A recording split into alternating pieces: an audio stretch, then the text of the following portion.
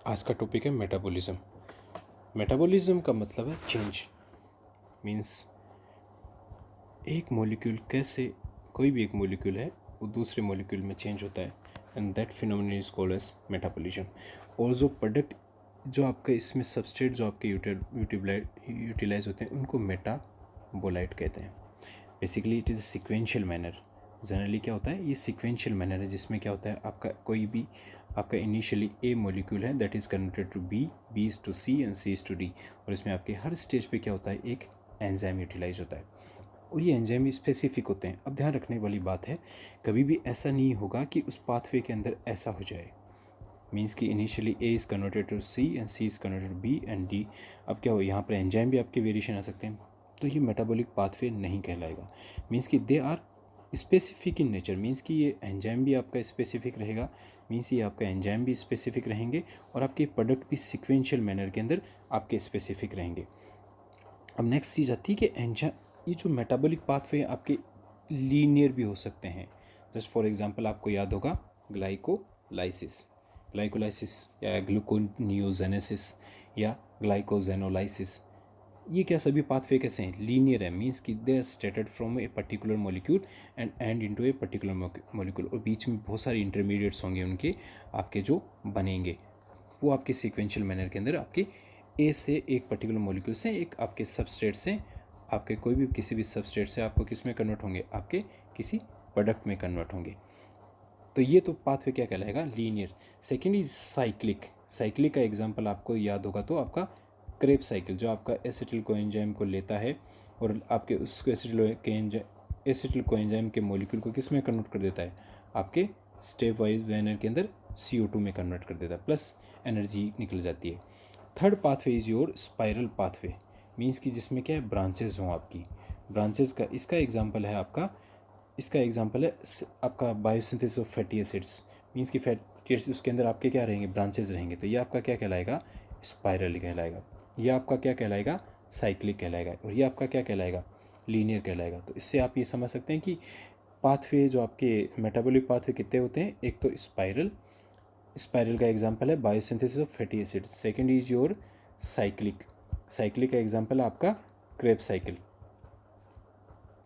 And third है आपका linear, linear का एग्जांपल आपका ग्लाइकोलाइसिस है, ग्लाइकोनियोजेनेसिस है, ग्लाइकोजेनोलाइसिस है, ग्लूकोनियोजेनेसिस है।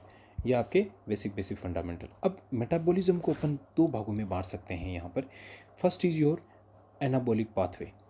एनाबॉलिक पाथवे क्या होते हैं, जनरली वो किसी भी चीज़ को सिंथेसिस करने का काम करते हैं। मीन्स कि किसी भी आपके 3 कार्बन के आपके मान लो कोई 2 मॉलिक्यूल हैं और they try to unite them in a sequential manner and synthesize a 6 carbon atom.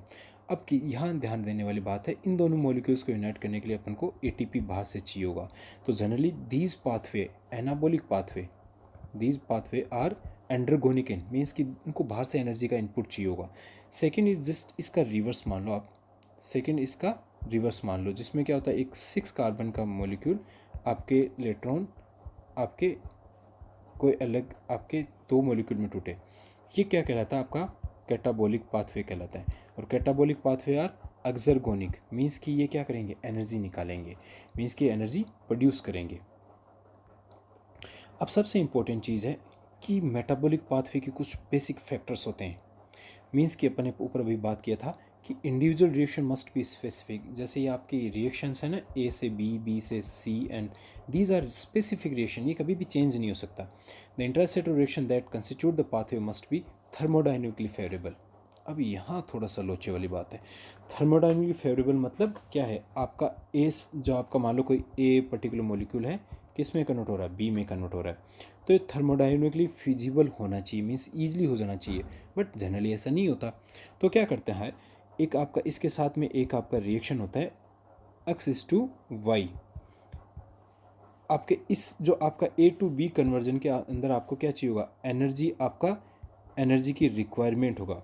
But X:Y जो रिएक्शन है इसके अंदर एनर्जी प्रोड्यूस होगा। तो ये जो एनर्जी प्रोड्यूस होगा वो किस में काम में आ जाएगा, A to B के सिंथेसिस में काम में आ जाएगा। A thermodynamic unfavorable reaction can be driven by a thermodynamically favorable reaction to which it is coupled. Means कि अगर ये थर्मोडाइनमिकली फेवरेबल नहीं है तो दूसरी रिएक्शन के साथ इसको कपल कर दो जो कि थर्मोडाइनमिकली फेवरेबल हो. ठीक है, एक सिंपल सी बेसिक सी फिनोमेना है. अब एक बहुत इंपॉर्टेंट चीज़ है कि एक्चुअली में इनको रेगुलेट कैसे करेंगे. बहुत इंपॉर्टेंट चीज़ है amount of enzyme.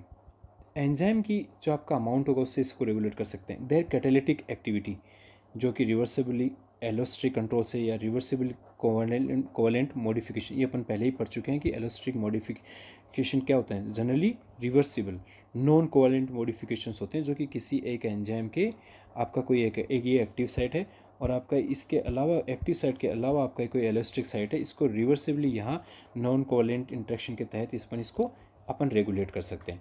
The accessibility of substrate, और सबस्ट्रेट की कमी ज़्यादा उसके बिहाव पर भी क्या होता है, मेटाबॉलिक पाथवे रेगुलेट होता है. अब ये कुछ रिएक्शंस हैं जो अब अलग अलग मेटाबॉलिज्म के अंदर आपके अलग अलग, जैसे ऑक्सीडेशन रिएक्शंस क्या होते हैं, इलेक्ट्रॉन ट्रांसफ़र होता है. Ligation require ATP, formation of covalent बोर, आइसोमराइजेशन रीअरेंजमेंट ऑफ एटम्स होता है. ग्रुप ट्रांसफ़र, एक ग्रुप का एक मॉलिक्यूल से दूसरी ट्रांसफ़र. हाइड्रोलाइटिक, इसमें एडिशन ऑफ वाटर की वजह से हाइड्रोलाइसिस होता है. एडिशन और रिमूवल ऑफ फंक्शन, एक जगह से दूसरी जगह आपका फंक्शनल ग्रुप का रिमूवल होता है. तो ये अलग अलग टाइप की आपकी रिएक्शंस होती हैं.